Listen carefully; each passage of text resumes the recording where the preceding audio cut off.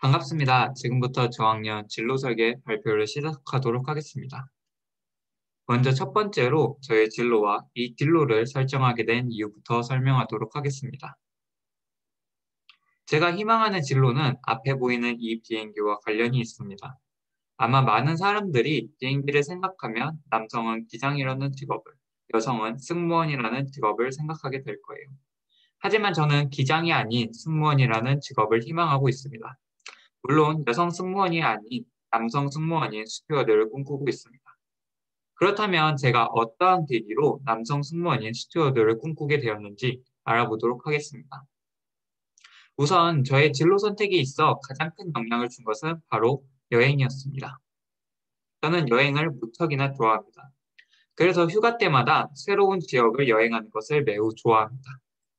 실제로 가까운 부산, 밀양, 경주뿐 아니라 구미나 안산, 강원도 등 여유가 있을 때마다 새로운 곳에 발을 딛고 그곳에서 새로운 사람을 만나고 새로운 경험을 하는 것을 매우 좋아합니다. 이렇듯 여행하는 것을 너무 좋아하다 보니 실제로 저의 버킷리스트 1번에는 항상 세계 일주하기라는 리스트가 자리 잡고 있습니다. 이렇게 여행을 좋아하던 저는 승무원이라는 직업이 눈에 들어왔습니다.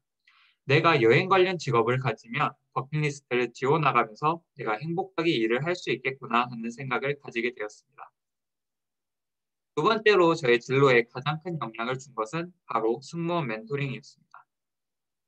승무원 멘토링은 총 학생회에서 진행한 것인데 평소 관심이 많았던 직업의 멘토가 오신다고 하셔서 고민하지 않고 신청을 하였고 운 좋게 승무원 멘토링에 참여할 수 있게 되었습니다.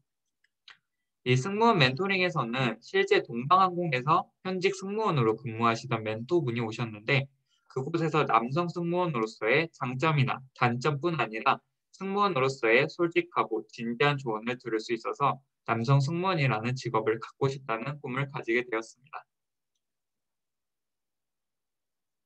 이렇듯 저는 다양한 계기를 통해 승무원이라는 꿈을 가지고 있습니다. 그렇다면 그 꿈을 이루기 위한 자질에는 어떤 것이 있는지 알아보도록 하겠습니다. 저는 국내 최대 항공사라고 할 수 있는 대한항공의 인재상을 들고 왔습니다. 대한항공의 인재상에는 진취적 성향의 소유자, 서비스 정신과 올바른 예절의 소유자, 성실한 조직인, 팀플레이어, 국제적인 감각의 소유자, 이렇게 5개의 인재상이 있습니다.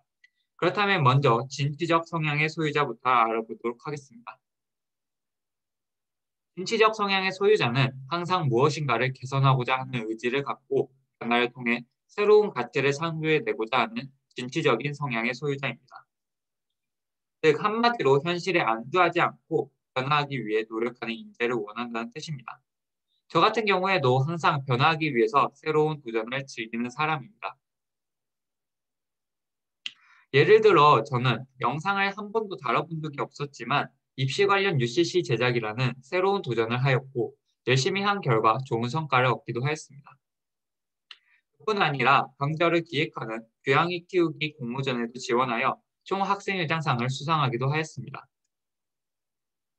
저는 이처럼 새로운 도전을 두려워하지 않고 변화를 즐기는 진취적 성향을 가지고 있다고 생각합니다. 그 다음으로 서비스 정신과 올바른 예절의 소유자에 대해 알아보겠습니다. 승무원의 경우 승객들의 나이가 많거나 가족 단위이거나 또는 젊은 신혼부부 등 다양한 연령의 승객들이 존재하기 때문에 그들을 상대해본 경험이 있는 것이 중요하다고 생각합니다. 저희 집 같은 경우에는 현재 어머님이 관광 지역에서 식당을 운영하고 계십니다. 저는 어머님 식당을 오랫동안 도와준 경험이 있고 관광 지역이다 보니 나이가 많은 사람부터 가족 단위, 젊은 부부 등 다양한 연령의 손님들을 많이 상대해 보았습니다. 그래서 저는 다양한 연령대의 사람들을 상대하는 방법을 알고 있다는 것이 승무원이 되기 위한 자질로서 큰 장점이라고 생각합니다. 그렇기 때문에 저는 사람들의 연령과 성향에 맞춘 서비스 정신을 소유하고 있다고 생각합니다. 세 번째로는 성실한 조직인에 대해 알아보겠습니다. 성실한 조직인은 작은 일이라도 책임감을 완수하며 원만한 대인관계를 유지해 나가는 성실한 조직인이라는 뜻입니다. 책임감과 원만한 대인관계를 가진 조직인을 원한다는 뜻입니다. 먼저 원만한 대인관계와 관련해서 승무원 집단 내의 특징을 알아볼 필요가 있다고 생각해요. 승무원 집단의 특징에 대해서 알아보도록 하겠습니다. 저는 승무원 집단을 10대 2라는 숫자로 표현했습니다. 무엇을 의미하는 숫자인 것 같나요? 네, 바로 이 숫자는 승무원의 남녀 성비를 나타낸 숫자입니다.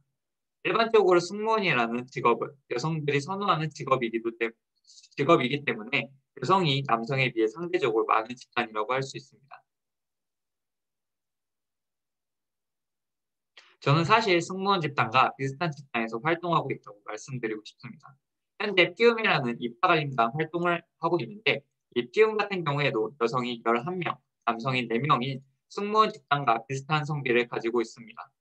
여성이 많은 집단에서 원만한 대인관계를 유지하는 방법에 대해서도 남들보다 잘 알고 있다고 자신할 수 있습니다. 그 다음으로는 팀플레이어에 대해서 알아보도록 하겠습니다. 팀플레이어는 같이 일하는 동료의 의견을 경청하고 화합하여 업무를 수행할 수 있는 사람입니다. 즉, 동료들의 의견을 경청할 수 있는 사람을 인재상이라고 하는 것입니다. 제가 동료의 의견을 경청하고 화합할 수 있는 자리에 생각해 봤을 때 가장 대표적인 것이 회의라고 생각하였습니다. 저는 영상팀 팀장으로서 회의를 주관하고 있으며 시간적 제약 때문에 대면 회의에 참석할 수 없는 동료들을 위해서 비대면 회의를 진행하는 등 최대한 많은 동료들의 의견을 경청하고자 노력하였습니다. 이렇듯 저는 동료들의 의견을 경청하고 화합하기 위해 노력하는 팀플레이어의 자질을 갖췄다고 생각합니다. 마지막으로 국제적인 감각의 소유자입니다. 국제적인 감각의 소유자는 세계의 다양한 문화를 이해할 수 있는 세계인으로서의 안목과 자질을 갖춘 국제적인 감각의 소유자라는 뜻입니다. 즉, 세계의 다양한 문화를 이해할 수 있는 사람인데 저는 세계의 다양한 문화를 이해하기 위해서는 세계의 다양한 사람들을 만나보고 그들의 삶을 같이 공유해야 그들의 문화를 이해할 수 있다고 생각합니다. 그래서 3학년, 4학년 때에는 국제적인 감각을 키우기 위한 활동들을 위주로 계획하게 되었습니다. 3학년 때에는 토익 800점을 취득하고 국제학부를 복수 전공할 계획입니다. 국제학부에서는 모든 수업이 100% 영어로 진행되고 독일, 프랑스, 네덜란드뿐 아니라 전 세계에서 온 유학생들과 함께 수업을 들을 수 있으며 글로벌 관련 수업을 통해 국제적인 감각을 함양할 수 있다고 생각하였습니다. 4학년 때에는 3학년 때 배웠던 언어 능력과 국제 감각들을 적극적으로 활용하여 영어 프레젠테이션 대회에 참가하거나 프랑스 통역 알바를 통해 그동안 쌓은 실력을 활용하는 활동 위주로 계획하였습니다. 이렇듯 국제적인 감각의 소유자는 앞으로 남은 대학기 동안 그 자질을 갈고 닦아야 하는 과제라고 생각합니다.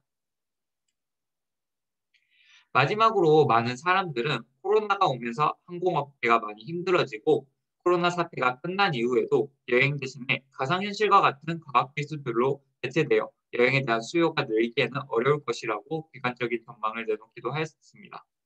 하지만 저는 아무리 과학기술이 발전했다 할지라도 새로운 이국 땅을 밟는 여행만의 추억을 대체할 수는 없을 것이라고 생각합니다. 결국 코로나가 종식되는 날이 오면 사람들은 여행에 대한 추억을 만들기 위해 다시 여행길에 오를 것이라고 생각합니다. 저는 그러한 상황에서 사람들에게 좋은 추억을 줄 수 있는 추억의 길잡이가 되어주고 싶습니다. 감사합니다.